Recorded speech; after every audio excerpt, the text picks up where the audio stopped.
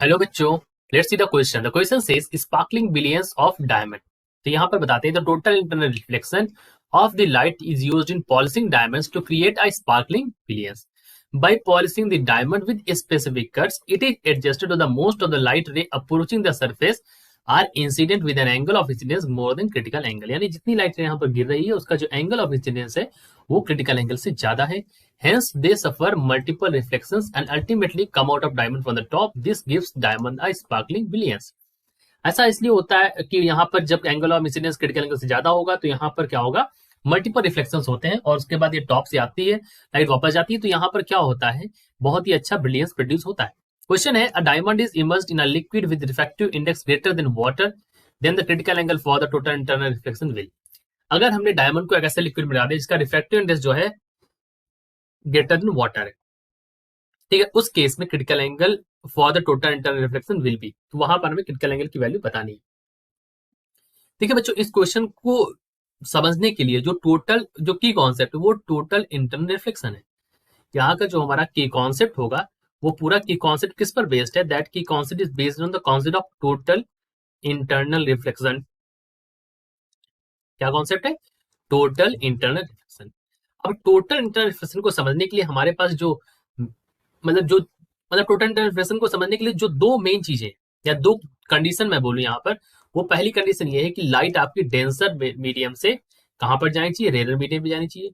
दूसरी बात ये है बच्चों यहाँ पर कि जो एंगल ऑफ इंसिडेंस होना चाहिए, that should be angle of incidence should be greater than critical angle. IC यहाँ पर जो है हमारा, ये क्रिटिकल एंगल के बारे में बात कर रहा है। तो ये टोटल इंटरनल रिफ्लेक्शन के लिए हमारे की कॉन्सेप्ट है।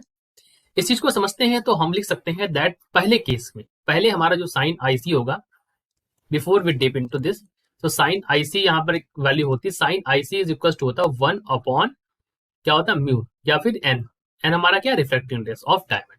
ठीक है, याद रखिएगा जो क्रिटिकल एंगल फॉर डायमंड होता है दैट इज अप्रोक्सीमेटली 24.4 डिग्री के लगभग होता है। ठीक है, अच्छा, अब आपने क्या किया, अब आपने इसको ड्रॉ कर दिया एक लिक्विड के अंदर। सो साइन आईसी डैश की वैल्यू क्या हो जाएगी, 1 अपॉन, अब यहाँ पर रिलेटिव रिफ्रैक्टिव इंडेक्स का हम टर्म यूज करेंगे, सो यहाँ पर हो जाएगा एनडी बाई एन डब्ल्यू, यानी कि डायमंड और रिफ्रैक्टिव इंडेक्स ऑफ वाटर, इस तरह रिलेटिव रिफ्रैक्टिव इंडेक्स।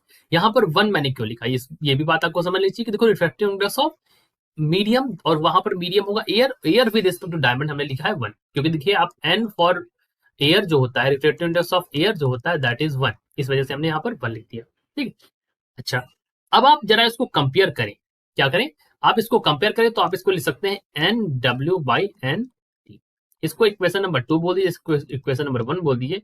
इन दोनों को अगर आप कंपेयर करेंगे तो आपको क्या मिलेगा, आपको यहाँ पर दिखाई दे रहा होगा कि यहाँ पर इसको साइन आई सी डैश और साइन आई सी को कंपेयर करें तो यहाँ पर एन डब्ल्यू यहाँ पर 1 है, तो कौन सा बड़ा होगा, साइन आई सी डैश बड़ा होगा। Sine i C dash is greater than sine i C. और देखिए यहाँ पर अगर मैं 0 से 90 के बीच में, हम जानते हैं साइन इंक्रीज करता है, तो उस केस में मैं ऐसे भी बोल सकता हूं कि IC dash is greater then IC. ठीक है, उस केस के लिए मैं यहाँ पर बोल सकता हूं that IC dash is greater then IC यहाँ पर।